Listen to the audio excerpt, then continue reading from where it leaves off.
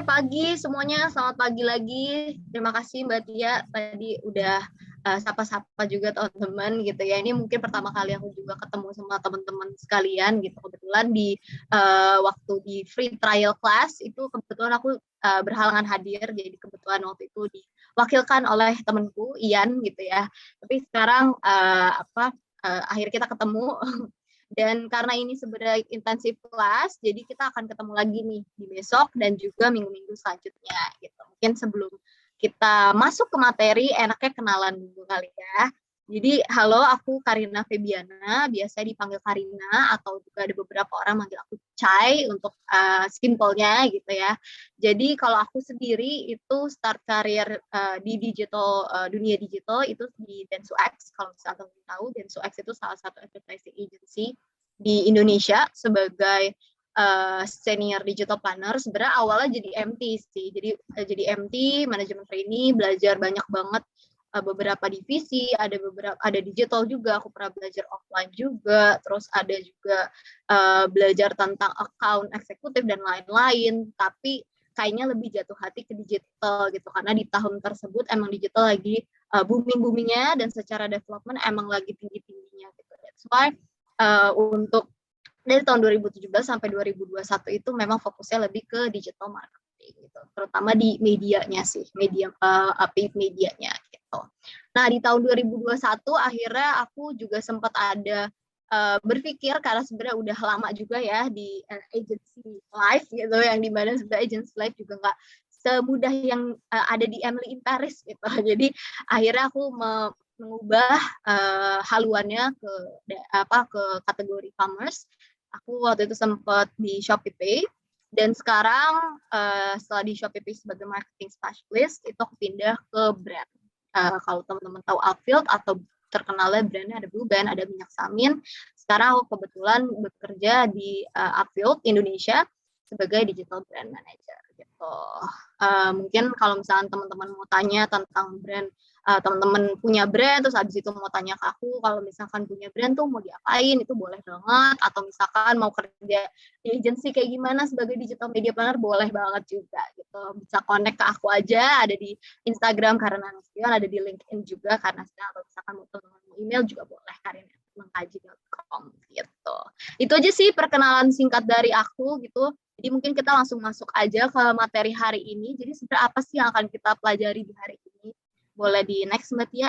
Oke, jadi kita akan belajar. Pertama itu mungkin teman-teman juga aku lihat dari beberapa pertanyaan yang sudah dikasih dari tim karirmu, ada yang masih belum tahu tentang digital marketing itu sebenarnya apa sih, pengen belajar lebih dalam lagi tentang digital marketing. Terus juga mungkin nanti aku akan sedikit membahas tentang apa sih sebenarnya yang ada di digital world gitu, apa sih yang ada di dunia digital. Terus abis itu aku juga akan sedikit membahas tentang digital channels, ada apa aja sih sebenarnya digital channels yang bisa kita gunakan.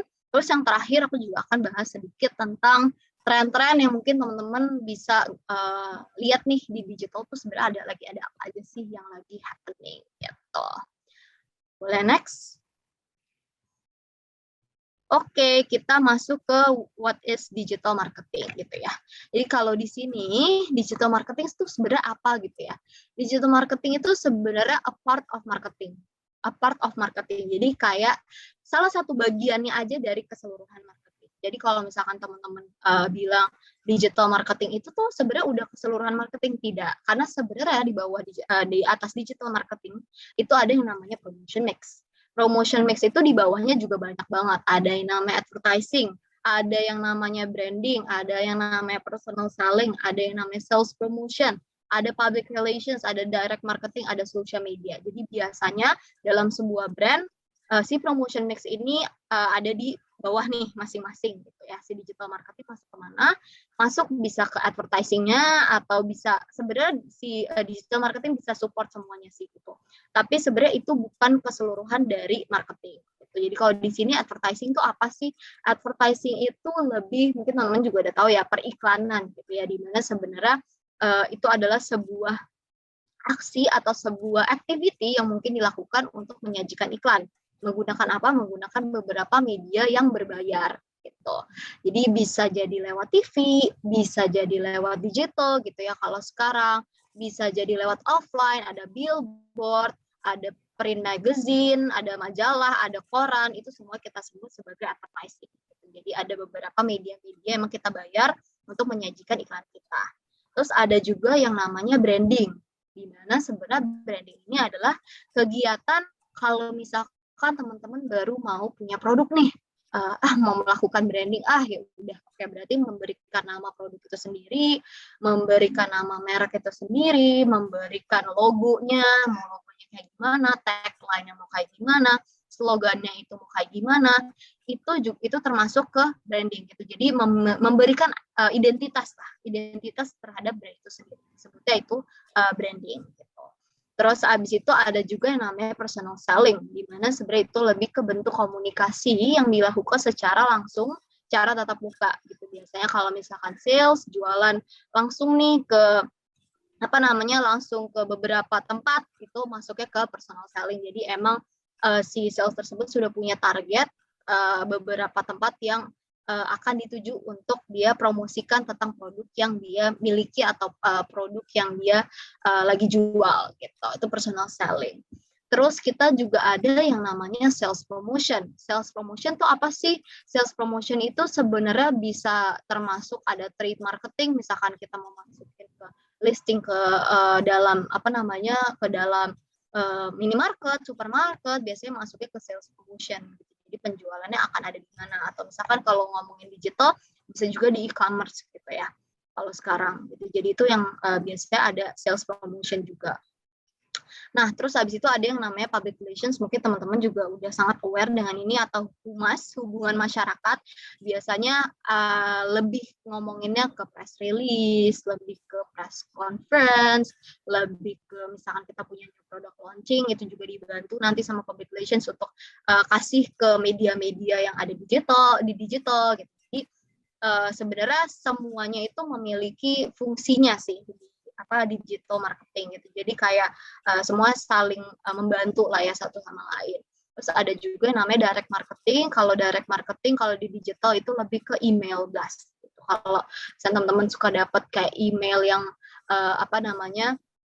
email-email promo, email-email kayak informasi tentang sebuah program yang lagi dilakukan, biasanya itu masuknya ke direct marketing atau si email blast tersebut. Terus yang terakhir ada social media. Social media tuh lebih ke asetnya teman-teman. Jadi kayak ada Instagram kah, ada website-nya kah, ada Facebook-nya kah, itu ada ke Twitter-nya, ada ke YouTube gitu. Jadi itu semuanya masuk ke social media. Satu lagi tambahannya mungkin ada website gitu ya. Jadi social media itu akun-akun yang teman-teman punya, satu lagi website gitu. Jadi itu promotion mix under si si digital marketing itu support ke semuanya. Jadi digital marketing itu bukan cuma satu part doang. Oh ya udah, digital marketing kita kenal sama advertising gitu. Tapi enggak. Tapi semuanya kayak di branding punya part, di personal selling punya part, di sales promotion punya part, di public relations punya part, di direct marketing dan juga social media. Gitu. Semoga teman-teman di sini udah clear dulu ya untuk digital marketing itu sebenarnya apa gitu. Next. Nah, digital marketing tuh kompleks dan cepat banget bergerak ya. Kenapa? Karena setiap hari, ini apalagi beberapa tahun terakhir ya, kita kenal yang namanya TikTok. Dan seluruh tren ada di situ. Semua hal yang kayak sebelumnya TV belum tahu, pasti udah ada di digital. Jadi sebenarnya digital marketing tuh kompleks banget. Kenapa? Karena sebenarnya harus dilihat dari segala sisi. Ada dari segi brandnya, ada dari segi social media digunakan, dari segi supportnya, service yang ditawarkan apa, development yang mau dilakukan atau inovasi apa yang mau dilakukan, terus apakah kita menggunakan paid media atau advertising, terus kita lihat tren-tren yang ada, terus juga strategi yang kita gunakan, itu juga semua dilihat. Jadi digital marketing itu tidak hanya melihat dari satu aspek aja, tapi dari semua aspek. Jadi cukup kompleks dan cukup bergerak gitu ya, bergeraknya cukup pesat gitu kalau kita ngomongin tentang si digital marketing ini sendiri gitu. Karena banyak banget hal-hal yang berkembang setiap harinya gitu, dan hal-hal tersebut harus kita adaptasi juga ke brand kita atau misalkan ke produk yang ingin kita inovasikan kayak gitu. Nah, tapi sebenarnya Body Next, untuk si kompleks dan fast moving itu akan sedikit berkurang kalau misalkan teman-teman tahu triknya. Trik itu sebenarnya simple banget. Gimana sebenarnya di digital marketing itu semuanya itu tentang praktis gitu ya. Ada selain praktis juga kita yang pertama harus tahu dulu tentang digital marketing itu sebenarnya apa. Itu karena kalau kita nggak tahu termnya, kita nggak tahu teorinya, udah pasti kita hilang arah gitu ya, mau kemana nih gue nggak tahu nih apaan nih artinya impression, artinya reach gitu. Sedangkan itu di mana si reach impression itu adalah basic banget sesuatu matrix yang kita harus tahu gitu. Makanya sebenarnya kalau di sini general education kayak teman-teman ikut kelas ini atau misalnya kelas-kelas yang lain itu sebenarnya juga sudah membantu teman-teman untuk provide teman-teman punya ilmu gitu ya, punya edukasi tentang si digital marketing itu sendiri. Menurut aku tuh pertama yang penting. Yang kedua adalah praktis. Karena selain kita tahu teori, kalau kita nggak praktis di digital, kita akan juga bingung. Kayak, oh kemarin udah belajar nih tentang ini, tapi belum pernah dipraktekin gitu. Udah pasti nanti kayak jadi nggak sinkron juga antara yang dipelajarin sama yang aksinya tuh kayak gimana. Karena sebenarnya setiap brand, setiap produk, setiap orang itu memiliki hal yang berbeda-beda, challenge-nya tuh beda-beda banget. Kayak misalkan kita ngomongin produk A sama produk B, strateginya sama, hasilnya bisa beda, kayak gitu di digital. Jadi nggak bisa semuanya disamaratain gitu. Jadi harus dipraktekin banget gitu. Terus yang ketiga, mungkin teman-teman juga bisa start your own digital marketing, di mana sebenarnya itu hal tersimpel untuk praktekin ilmunya teman-teman. Jadi kayak misalkan teman-teman punya brand kah, atau misalkan brand mamahnya punya jualan apa, terus misalkan tantenya punya jualan apa, kita bantu digital marketingnya, dan bisa dipraktekin langsung, oh caranya tuh kayak gini.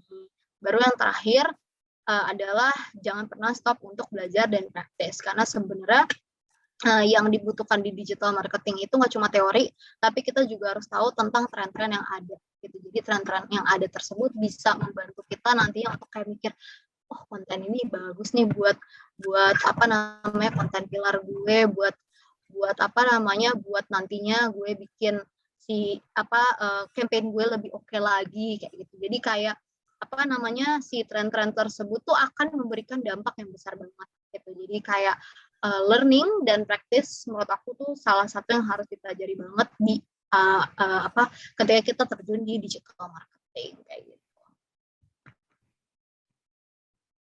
Oke, next, selain kita ngomongin digital marketing, kita juga akan masuk ke landscape nih atau ekosistem yang ada di digital gitu. Nah, nggak cuma ngomongin tentang tadi praktis doang apa sih sebenarnya digital, tapi juga pengen tahu internet penetration di Indonesia tuh sebenarnya sekarang seperti apa, penetrasi pengguna internet tuh sekarang seperti apa. Boleh di next?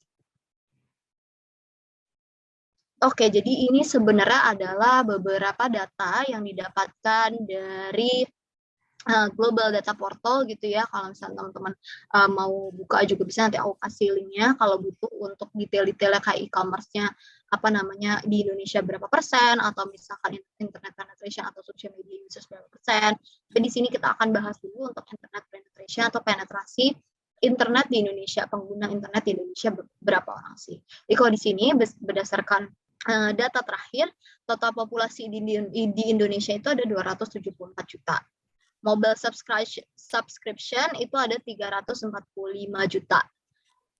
Kenapa sih? Aku mau nanya nih, kenapa sih sebenarnya mobile subscription-nya lebih gede nih dari total populasi Indonesia? Ada yang bisa jawab nggak teman-teman sekalian? Di sini total populasinya 274, tapi mobile subscription atau orang yang subscribe ke provider handphone ada 300 juta. Kenapa? Karena satu orang bisa lebih dari satu gadget. Ya, betul. Betul sekali. Jadi satu orang bisa 2 provider atau misalkan satu orang bisa 2 gadget. That's why si mobile subscription itu lebih besar. Sekarang ya, dimana ada handphone buat personal, misalnya ada handphone buat bisnis, kayak gitu. Emang lebih besar. Nah, yang ketiga itu ada internet users. Internet users kita itu dari total populasi sekitar 200 jutaan, 202,6 juta gitu, yang tersebar di seluruh daerah gitu di Indonesia. Terus habis itu ada active social media users itu sekitar 170 juta, di mana sebenarnya kalau social media users ini disebutnya lebih ke ada banyak ya, nanti aku akan sebutkan juga kira-kira yang dimaksud social media users itu apa. Terus yang terakhir, yang menggunakan social media tapi di handphone itu juga ada sekitar ini 150 juta harusnya, jadi 20 juta itu ada di PC. Jadi di sini ada mobile social media users juga. Boleh di next. Nah, mereka itu semuanya nih, si pengguna internet itu atau kita itu sebenarnya nggak only mungkin Mas Diki boleh di-mute. Ya, thank you Mas.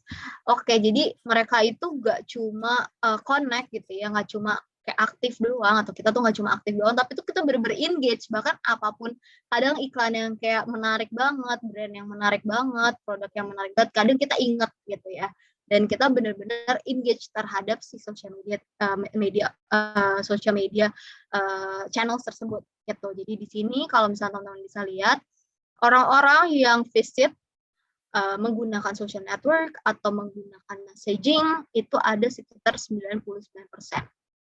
Terus juga orang-orang yang aktif dan kontribusi atau kayak nge-post, bikin video, terus habis itu chatting sama temen yang lewat direct message itu ada 95% in the past month. Jadi di 1 bulan terakhir gitu. Terus habis itu ini average amount of time, kalau misalnya teman-teman bisa lihat di handphone, bisa lihat juga screen time-nya kalau buka sosial media berapa jam. Itu rata-rata orang Indonesia tuh sekitar 3 jam 26 menit, which is sebenarnya kalau misalkan dibandingkan negara-negara lain tuh kita yang nomor 4 deh kalau nggak salah. Jadi nomor pertamanya tuh Amerika, terus ada China juga gitu. Terus abis itu juga social media users itu rata-rata diaksesnya via mobile. Makanya sebenarnya nanti kalau misalnya teman-teman nanti di materi selanjutnya aku juga akan bahas tentang konten-konten yang harus dibikin di handphone mobile friendly gitu. Jadi harus enak gitu kalau ngelihat di handphone. Jadi itu salah satu hal yang cukup penting juga gitu. Next. Nah, kalau kita ngomongin digital, sebenarnya siapa sih target audiensnya gitu ya? Gen Z dan millennials itu adalah orang yang paling nomor 1 lah sasaran bagi banyak banget brand gitu ya. Karena kenapa? Karena ya mereka itu adalah orang-orang yang generasi-generasi yang cukup engage banget dibandingkan sama yang di atas Gen Z dan millennials kayak gitu. Jadi kayak umur 18 sampai 24 tahun, 25 sampai 34 tahun itu adalah target utama kalau misalkan kita punya brand atau punya produk. Jadi mungkin ini juga bisa dikonsider sih gitu. Cuma tergantung ya kebutuhannya tuh seperti apa gitu. Kalau misalkan di sini memang kebanyakan male dibandingkan female yang menggunakan si social media tersebut gitu. Nah, kalau misalkan makanya juga 18 sampai 34 tahun yang suka dijadikan target audiens kalau misalnya kita mau bikin iklan, kalau misalkan kita punya produk, biasanya si 18 sampai 34 ini yang paling besar porsinya dibandingkan yang 35 tahun sampai 65 tahun ke atas gitu. Next. Nah, kita masuk ke digital ecosystem. Tadi kita udah sedikit bahas tentang data tentang penetrasi internet, kita juga udah bahas tentang mereka tuh gak cuma connect tapi mereka juga sangat engage. Terus abis itu juga ada Gen Z dan millennials yang sebagai target audience pertama. Di sini sebenarnya ada digital ecosystem, atau mungkin kalau teman-teman yang dulunya kuliah di komunikasi sebenarnya udah belajar sih paid earn own ini, tambahannya satu lagi social platforms gitu ya. Jadi sebenarnya aku sedikit recap aja atau refresh itu, atau mungkin teman-teman yang belum tahu aku juga akan mention di sini. Untuk paid itu adalah advertising, di mana emang kita membayar gitu ya. Sebutannya juga paid media. Jadi kita bayar media tersebut untuk kita bisa menyajikan iklan gitu. Kayak misalkan di sini ada banner, ada juga misalkan video ads, atau misalkan Facebook ads, atau Google ads, atau misalkan teman-teman tahu SEM, search engine marketing, terus abis itu ada ya banyak lah ya, sesuatu yang kita bisa bayar itu namanya paid media. Terus kita juga punya earn media, di mana sebenarnya earn media itu adalah sesuatu media yang tidak perlu kita bayar, tapi itu dia akan muncul sendirinya karena misalkan kita mau ada produk launching dan campaign-nya ternyata bagus banget dan ternyata diliput nih sama beberapa publisher atau misalkan sama detik.com, sama Tribun News sama kayak Vimela ternyata diliput tuh di dalam situ. Itu sebutannya namanya earn. Jadi kita tidak harus membayar dengan apa yang kita lakukan, misalkan kita kerja sama influencer, atau kita misalkan membuat produk launching yang campaign-nya keren banget, atau kita punya press con yang keren banget, terus abis itu diliput, itu semuanya masuk earn media. Sesuatu yang kita nggak perlu bayar, tapi udah diliput sama si media-media ini, itu sebutannya earn media. Atau sebenarnya sekarang earn media itu nggak perlu di publisher besar kayak Detik itu sih. Bisa aja kalau misalnya kita masuk ke Instagram account-nya, misalkan siapa ya, misalkan USS Fit gitu ya, atau misalkan masuknya ke apa namanya Vokatif, misal kayak gitu tuh, itu juga sebenarnya udah masuk earn media gitu ya. Kalau sekarang sebutannya, kalau dulu kan mungkin lebih ke publisher gitu, tapi kalau sekarang kalau Instagram account semacam kayak mungkin liputan 6 gitu-gitu juga udah termasuk earn media gitu. Terus ada juga own properties atau own asset, di mana itu adalah aset-aset yang kita miliki. Jadi kayak misalkan kita punya website, kita punya blogger, kita punya kita punya email yang bisa kita gunakan, kita juga punya Facebook, YouTube, Instagram, punya LinkedIn, Pinterest dan lain-lain, itu semuanya own asset. Nah, yang terakhir itu ada social platform atau social sebutannya lebih ke influencer engagement, itu masuknya ke si social platform ini juga gitu. Jadi dia masuknya mungkin bisa ke paid media juga, atau misalkan bisa masuk ke earned media juga. Misalkan kalau paid tuh kita emang bayar gitu, endorse gitu ya sebutannya. Kalau earn mungkin karena dia suka banget sama nih produk, jadi dia nge-post terus, bisa jadi masuk ke earn juga. Atau misalkan own, kayak misalnya kita punya brand ambassador, tapi itu juga sebenarnya masuknya paid, itu juga bisa masuk ke this influencer engagement tersebut, kayak gitu. Jadi sebenarnya digital ecosystem tuh jadi satu. Kenapa disebut ekosistem? Karena jadi satu, karena semuanya tuh berhubungan. Misalkan kita punya own, itu harus di-maintain banget supaya kita gimana cara supaya kita bisa dapat earn medianya. Si own tersebut nggak bakal bisa terkenal kecuali kita nggak bakal bisa ke-boost yang nge-reach orang untuk nge-targetin orang sebanyak-banyak kalau misalnya kita nggak pakai si paid media atau kita melakukan iklan berbayar kayak gitu. Jadi semuanya dijadiin satu ekosistem karena satu sama yang lain tuh saling berhubungan dan saling menimbulkan hal yang bagus kayak gitu. Itu makanya kita sebut sebagai the digital ecosystem.